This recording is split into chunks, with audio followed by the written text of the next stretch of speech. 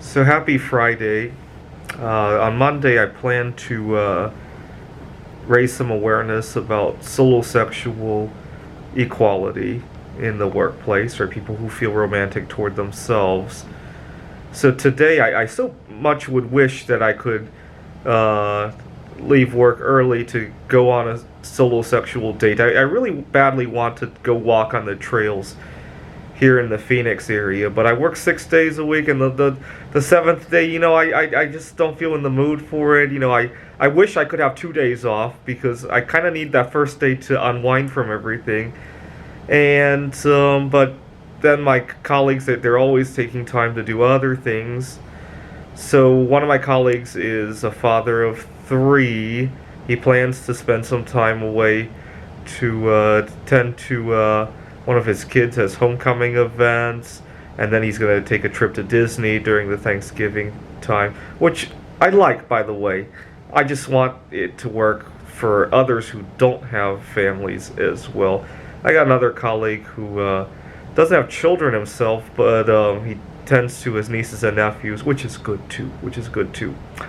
But I want people to realize that not everybody sees other humans as family, right? Some people see their hobbies as family, pouring the bismuth crystals, going on long distance walks, writing computer games, and all the rest, right? Yesterday, my family, my mom was trying to call me nonstop. My phone must have rang 8 or 9 times. I can't answer the phone anymore with her because she doesn't see eye to eye on that. She's very disappointed at me for not having children. And I've kind of taken it a mission to not talk to her until she agrees to accept it.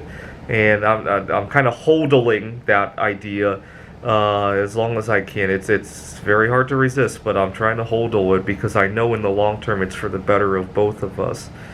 And I'm heartbroken about that because I know that the number of years we have together is finite. And so the longer I have to hodl that to get what I want, the higher the cost. It's kind of like hodling GameStop. You're resisting taking the profits for a greater good. It's kind of like you get the idea, right? But I really do hope for the best. Now, she doesn't accept that I hold romance toward other things. I mean, she might say she accepts it, but at the end of the day, you could just sense the prejudice that she wants me to get married, have children, and all that. I was working at a tech giant when I lived back home, and she caused a lot of trouble for me because every time we would have events, parties, she would force her way into them.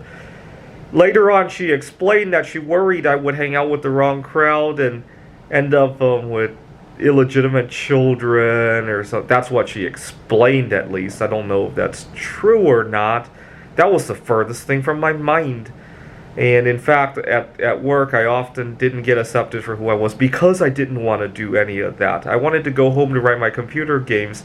I wanted to go on long distance walks. I'm going to have to think about later this afternoon if I'm just all of a sudden going to act very sick and go out for my walk. I really do, because I'm very frustrated that I haven't been able to do a lot of things that I want here in the Phoenix area. And my coworkers seem to get first dibs on everything just because of their difference in lifestyle. I'll have to talk to my colleague. I'm thinking of something of this effect. I'd like to spend time with my family as well. And I said, tell me about your family. Oh, my bismuth crystals, my computer games, my long-distance walks here in Phoenix. I so badly want to open a conversation like that to see what happens. Because I want them to recognize that those things are family members too.